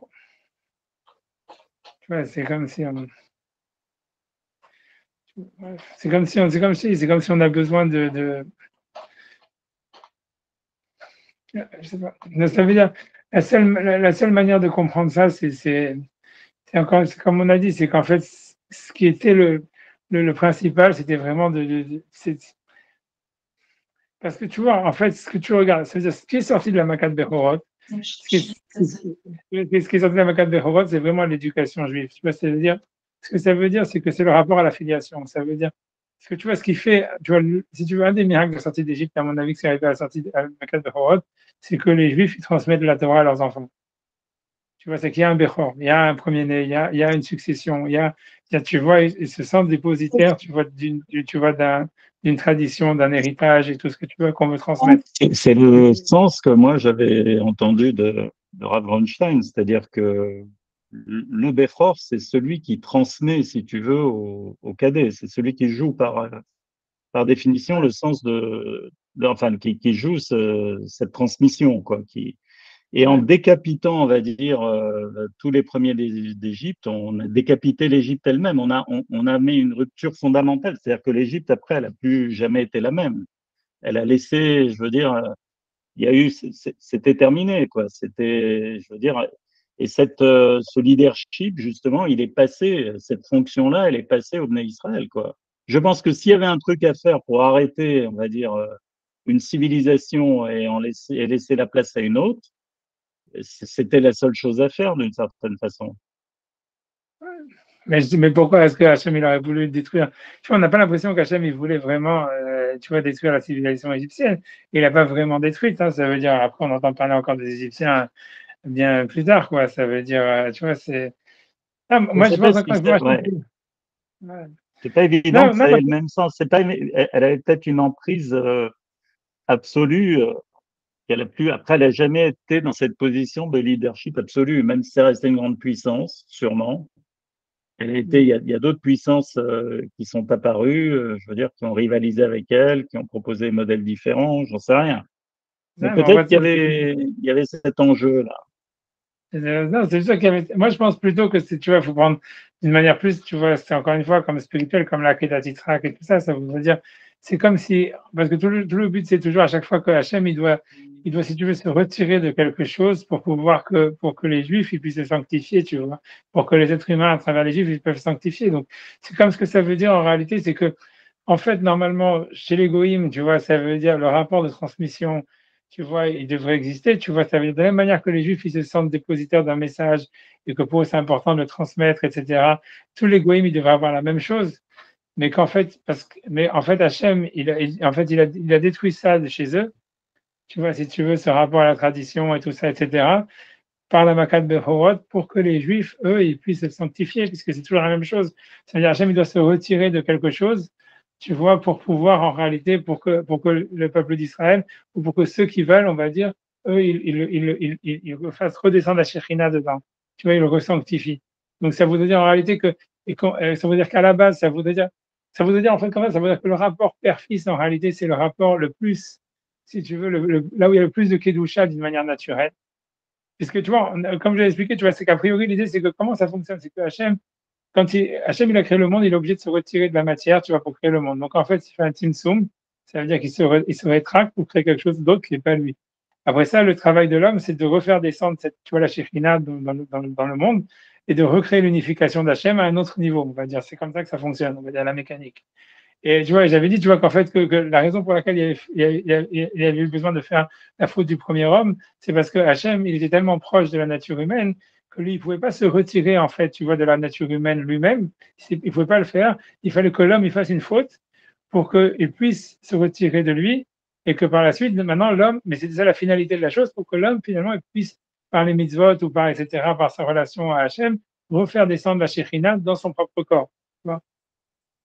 Mais qu'à chaque fois, si tu veux, c'est assez la faute, mais c'est pour ça qu'à chaque fois aussi, il y a, voilà, et suivant le niveau, ça veut dire, après ça, dans la Torah, c'est la même chose. Ça veut dire, pourquoi il y a eu la faute du vaudor? C'est parce qu'en fait, Hachem, il est très proche de la Torah. La seule manière, en fait, pour qu'Hachem puisse se détacher de la Torah et la donner aux Juifs, pour que les Juifs ils puissent faire redescendre la Shekhinah dans le monde à travers la Torah, c'est qu'il fallait qu'ils fassent une faute. Comme ça, ils impurifient la Torah et que Dieu, il peut s'en détacher et finalement, ils peuvent faire remonter la Shekhinah, tu vois. Dans cette histoire-là, dans cette dialectique, tu vois, et ça serait ça toujours. Mais à cause de ça, c'est-à-dire quand Hachem il se retire de quelque chose, ça entraîne toujours le fait qu'il y a besoin d'une élection de celui qui va faire redescendre la Shrina. Parce que quand Hachem il s'est retiré, ça voudrait dire que d'une certaine manière, maintenant, la chose, elle est devenue profane, elle est devenue impure, ou tout ce qu'on veut. Et donc, en fait, ça veut dire qu'il y a un choix qui doit être fait, tu vois, à chaque fois, entre celui, tu vois, qui va faire redescendre la Shrina, ou celui qui va être du côté, au contraire, si tu veux, de l'épluchure, quoi, tu vois, de celui qui est qu'un ustensile, mais qui ne va pas recevoir, tu vois. Les Égyptiens, si tu veux, donc les Égyptiens. Ouais, c'est ça, mais ici, ça C'est veut un dire échange. que Moi, je pense qu'on ne peut pas créer quelque chose qui n'existait pas, si tu veux, à partir de. C'est-à-dire que la fonction a été occupée par les Égyptiens, et peut-être d'une façon naturelle, peut-être pas d'une façon consciente. Et là, on instaure, on va dire, une nouvelle dialectique, quoi, avec les. Mais il faut qu'ils laissent leur place, il faut qu'ils soient décapités.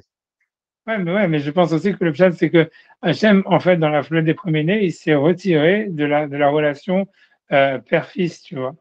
C'est-à-dire, il s'est retiré de cette relation pour que, justement, en frappant les Égyptiens, etc., le premier-né des Égyptiens, pour que maintenant, ça soit au peuple d'Israël, aux Juifs, de la réinstaurer et de la sacraliser, tu vois, à travers leur travail, tu vois. C'est-à-dire, de la même manière que Ouais. Hachem, il s'est retiré du monde pour pouvoir que les Bnei Israël, pour que les gens ils fassent redescendre la Kedusha dans la matière, et qu'ensuite, par la faute de l'homme, il s'est retiré de la nature humaine pour pouvoir que l'homme puisse refaire remonter la Shekhinah, la présence divine dans son corps, dans sa nature lui-même, et la même chose avec la Torah, etc. A priori, ça voudrait dire que dans la plaie des premiers-nés, Hachem il a dû se retirer en fait de la relation père-fils, tu vois, qui était normalement aussi quelque chose qui, a priori, le sens, tu vois, que c'est quelque chose, tu vois, comme ça, de tellement instantané, etc., hors temps, etc., ça voudrait dire, en fait, que dans la relation père-fils, il y a quelque chose qui est hors temps, qui est quelque chose, tu vois, qui est naturellement, complètement, tu vois, surnaturel, qui est au-dessus du temps, on va dire, et que Est-ce que Hachem, il a dû tu la veux dire briser, tu vois. que, parce qu'aujourd'hui on dit que la relation père-fils, comme ça que les goïms n'ont pas de, justement, il n'y a pas de paternité chez eux, a priori, si j'ai bien compris un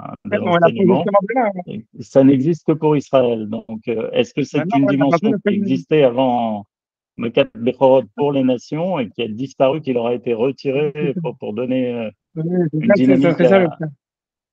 C'est Ouais, parce que ça. tu vois, dans les psukim, c'est de là ce qu'on apprend, puisque tu vois, on dit d'où est-ce qu'on sait que les goïms, ils n'ont pas dit c'est parce que Ama Meshulim Lachamor, le peuple qui est, tu vois, qu'on fait ressembler à un âne. Et parce qu'en fait, tu vois, là où les Mitzrayim, ils sont considérés comme un âne, la mitzvah justement de Pidyon Bepor, c'est-à-dire de racheter le le premier d'un âne par un agneau. En fait, c'est parce que c'est l'agneau, c'est Israël, et l'âne, c'est les Égyptiens, tu vois. Mais c'est de là où on apprend que, tu vois, que les Égyptiens, que les Goïms, c'est quand l'agma, elle apprend que les Goïms, ils n'ont pas dit Rous par le père, c'est justement des Égyptiens qu'on apprend, si tu veux, de la Makat de Chorot et du Rachat, etc. Donc, ça voudrait dire ça voudrait dire comme si, tu vois, Hachem, il a dû retirer, ça veut dire, il y avait quelque chose de surnaturel dans la relation homme-père-fille, normalement, et comme c'était surnaturel, c'est quelque chose qui venait d'Hachem directement, et c'était quelque chose que donc, naturellement, tous les goïms avaient, si tu veux, tous les êtres humains, ils avaient. Et Hachem, il a dû s'en retirer, tu vois, si tu veux, par la plaie des premiers-nés, pour que les Béné Israël ils puissent la recréer, tu vois, à travers leurs actions, tu vois, par les mitzvot, pour refaire descendre la Shekhinah dans cette relation père-fils, si tu veux. Tu vois, c'est ça ce que ça voudrait dire, tu vois, et voilà, et ça vous, tu vois, c'est manienne, tu vois, parce que c'est vrai qu'en réalité, si tu veux, parce que ouais, parce que tu vois, moi, ça me fait penser à ça. C'est parce que tu vois, comment dire, parce que dans la relation père-fils, ce qui est très intéressant, tu vois, c'est parce que quand tu regardes, tu vois, dans la Gemara, il y a marqué justement qu'il y a l'ange qui est mémouné, ça veut dire ça veut dire l'ange qui est mémouné, c'est-à-dire que son travail, c'est de s'occuper de, quand une femme, elle tombe enceinte, tu vois, Malach la Gemara dans Nida, elle dit Malach mémouné à la rayon, l'ange ça veut dire qui s'occupe, tu vois, d'une femme quand elle tombe enceinte, etc. Il s'appelle Laïla, il dit Laïla Shimo, son nom c'est Laïla et qu'il prend les gouttes de sperme et qu'il les monte devant Akadosh Baruch Hu et qu'il dit celui-là, qu'est-ce qu'il va devenir? Tu vois, etc., etc. Et donc, ça voudrait dire ça, que Hatzot Laïla, ça serait vraiment lié à cette histoire du malach qui est mémouné sur la. Parce que ça voudrait dire en fait que le rapport père-fils, il est très bizarre parce qu'en fait, si tu veux, ça montrerait l'histoire du Hatzot, c'est parce que en fait, si tu veux, la mère, en fait, quand elle est dans sa relation avec son enfant, elle le garde pendant 9 mois et tout ça, etc. Donc, c'est une relation, tu vois, hyper progressive. tu vois, qu'elle crée une relation avec son enfant, etc., etc. Mais le père, en réalité, c'est comment il éjacule. Ça, c'est que Khatsot, ça veut dire, tu vois, c'est un instant, même pas et donc, tu vois, et donc, ça expliquait pourquoi, en fait, tu vois, la Makat Bechorot, elle devait être en Khatsot.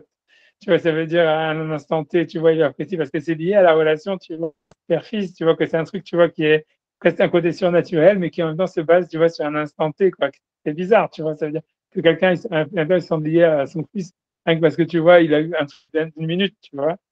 Mais c'est manienne, tu vois. Et, ça, tu vois, ça se relie à ça. Et tu vois, parce que tu vois bien que les Égyptiens, ils voulaient tuer que les fils, ils voulaient pas tuer les femmes, etc., etc. Que justement, tu vois, donc tout ça, c'est lié à ce rapport, tu vois, père-fils, comme s'il y aurait, tu vois, quelque chose, tu vois, dans cette relation, tu vois, qui est spécifique et tout ça, etc., tu vois, qui est hyper, ça veut dire qu'est-ce que tu vois, comment dire, hyper constitutif Non, je tu vois, dirais de en l'essence dehors d'Israël, tu vois. c'est ça, c'est en dehors du temps quelque part. C'est quelque chose qui transcende, qui doit se faire à un instant T, comme si effectivement c'était pratiquement en dehors du temps. C'est l'exemple justement Non, non, c'est vrai. du rapport sexuel. Parce qu'après la femme, elle est encore dans le temps, il y a un développement, etc., comme pour les autres macotes, quoi. C'est Ouais. pas la même, Non, ouais, puis c'est dans la continuité. Puis c'est on voit pas le bien, même rapport, ouais. ouais, non, c'est clair. C'est-à-dire que le rapport qu'on a avec son père, c'est toujours un rapport d'instance. Ça veut dire, même si jamais quelqu'un après il a des souvenirs, il a des successions d'instants, mais ça reste des instants, des flashs. Alors que tu vois, ça veut dire que dans le rapport qu'on a avec la mère, c'est beaucoup plus, tu vois, il y a un truc dans la continuité, tu vois, tu vois, tu vois, c'est vrai, je pense comme ça. Hein. Toi, C'est tu penses vrai, pas c'est comme vrai. ça. C'est vrai, Ouais, ouais, c'est vrai, c'est vrai. Ça Il y a dépend des eu, rapports qu'on a avec ses parents. non, Non, mais ce que tu dis, moi, je peux l'illustrer. Après, je vais être obligé de vous quitter. Je suis encore en Israël, moi, et donc après là, je suis obligé d'aller passer Shabbat. Je vais chez mon frère. Là, je suis obligé de partir avant. Mais c'est vrai parce que moi, j'ai assisté au fameux colloque là qu'il a fait Gérard Zizek avec ce psychanalyste italien là-bas qui a écrit un bouquin sur la paternité justement, qui a l'air intéressant, mais il a évoqué comme ça, on lui a demandé de parler de son père à Gérard, et au niveau personnel, comme ça, il a évoqué des flashs, comme tu dis, il a évoqué 2, 3 flashs, et apparemment, quelque chose qui pourrait paraître très anodin comme ça pour un rabbin, c'est de dire que son père l'avait engueulé un jour parce qu'il allait faire des conneries, des trucs, et tu vois, des rapports flash comme ça, mais qui ont voilà, c'est ce qu'il a cité, donc ça reprend un peu ce que tu dis, quoi. Donc quelque chose, je veux dire, qui est de l'ordre de l'instant et pas nécessairement un grand dialogue philosophique, quoi. Tu vois? Ouais, mais moi, je Si on pense peut que dire, si on peut dire ça, hein. Moi aussi, si je me souviens comme ça de moments avec mon père, j'ai 3 ou 4 moments mémorables. Sinon, c'est bon, il y a une présence, mais le dialogue, il peut être comme ça. Enfin, ce qu'on va retenir finalement, c'est très peu, quoi. C'est très peu. ouais, c'est C'est des flashs, curieux, tu vois. enfin, je veux dire. Ah non, c'est vrai que C'est c'est comme je curieux, dis, quoi. En ouais, c'est termes des personnels, hein, en termes de, voilà, en termes de transmission comme ça peut être très peu. ah non, mais je suis d'accord avec toi. Moi, je pense la même chose. Tu vois, je pense que c'est manienne. C'est comme on a l'impression, tu vois, qu'en réalité, tu vois, dans le rapport au père et tout ça, il y a vraiment c'est comme si toute l'éternité, en fait, c'est un peu comme sur des maquettes de Horot, c'est comme si toute l'éternité, elle passait en un instant, tu vois. C'est peut-être ça ce que ça veut dire, cette histoire de maquettes de Horot. Ça veut dire que, en fait, ça veut dire que dans le rapport qu'on a avec son père, etc., en fait, en un instant, on a comme une sorte de, tu vois, de résumé de toute l'éternité, tu vois. Puis c'est des flashs qui sont, comme dit, que c'est super bizarre, ils sont presque hors temps, tu vois. Et tu vois, mais c'est comme, tu vois, c'est manienne, hein. C'est intéressant, mais c'est ouais, vrai, Ouais, ça doit être quelque chose de ça vrai. m'a toujours paru bizarre. Moi, je me suis dit, alors, il y a comme un manque quand même. Il y a quand même un manque, il y a comme un regret quand ton père s'en va, etc. Tu te dis, mais Et vous, effectivement, toi, que ça, j'ai pas profité, mais j'ai pas profité. Il n'y a pas eu vraiment.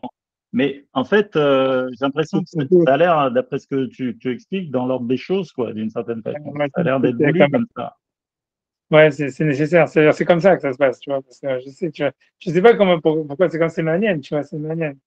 C'est manienne. C'est super intéressant, mais c'est sûr, mais c'est sûr qu'en fait, c'est une relation hors temps, c'est une relation. En fait, c'est des flashs, comme tu dis, où en fait, on est comme où toute l'éternité est dans un instant, en réalité. C'est ça dans la bah oui, relation. c'est clair, c'est la fécondation.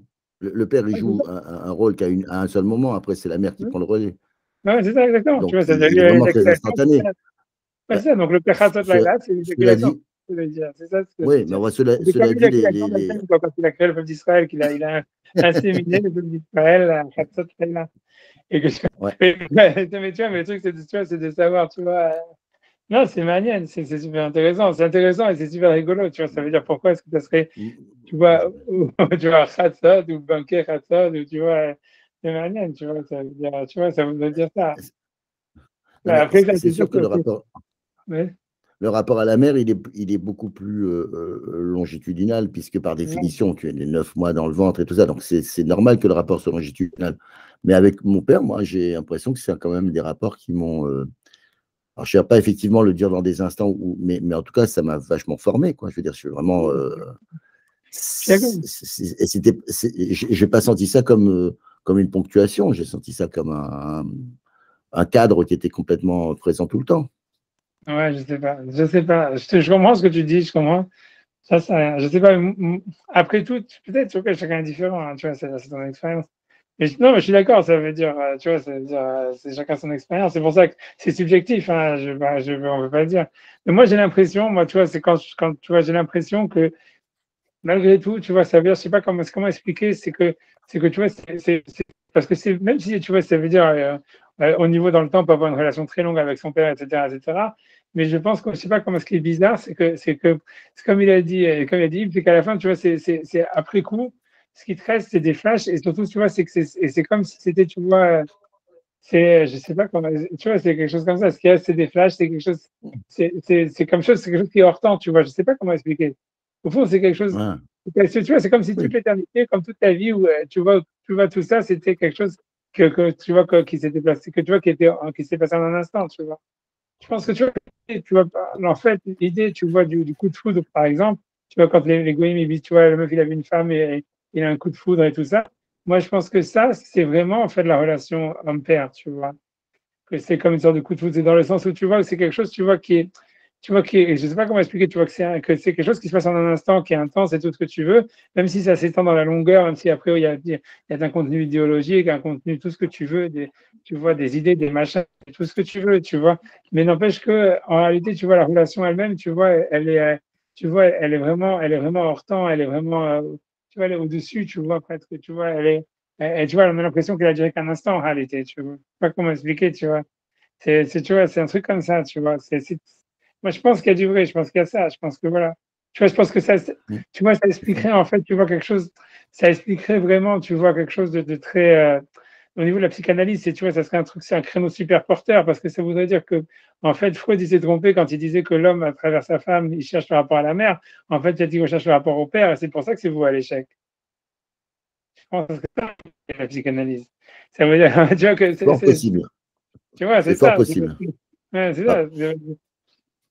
moi, particulièrement, j'ai rencontré ma femme la semaine où mon père est niftar. Donc, Ouais, clairement, il y a eu un transfert. ouais, Donc, non, je pense que c'est sûrement vrai. donc, Non, c'est clair, donc non, c'est c'est vrai clair. pour moi. Non, mais moi, je pense que c'est sûrement vrai. C'est parce que, non, vous avez du sur du coup de parce que tu vois bien que les femmes, elles sont toujours dans la relation à la continuité, au machin et tout ça, alors que le type est toujours à la chose d'un truc super intense, tu vois, plus explosif, plus truc, etc. C'est ça ce qu'il recherche dans sa relation, et ça arrive jamais. C'est pour ça que ça tourne toujours, tu vois, à la cata, tu vois. Mais c'est parce que, tu vois, mais c'est ça, en fait, ça veut dire, ça s'expliquerait si, en fait, ce qu'on cherchait, c'est la relation au père, pas la relation à la mère, tu vois. En fait, hein. C'est manienne, tu vois, Manienne, manienne. ouais, ouais. Ah, je sais pas si vous voulez, on arrête ici comme vous voulez, je sais pas quel âge, quand vous voulez. Oui, oui, on peut arrêter. Mais arrête l'enregistrement.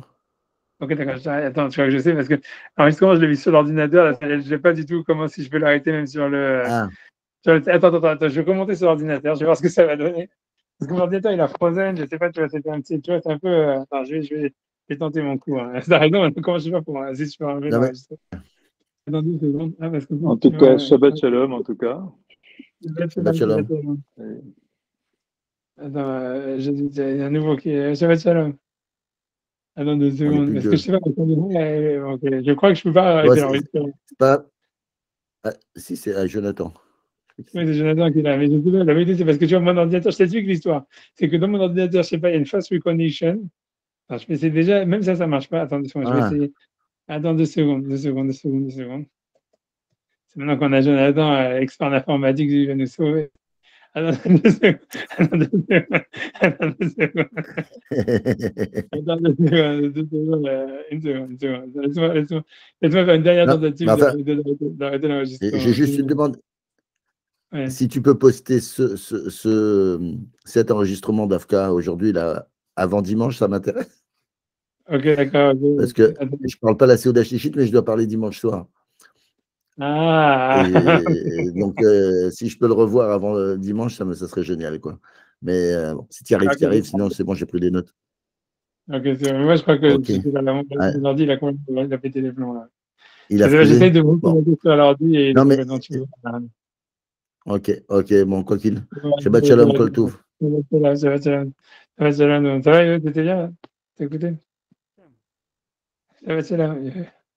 Shabbat shalom. Je t'appelle tout à l'heure. Allez, colle tout. Après, tu me poseras les questions si tu veux. Ouais.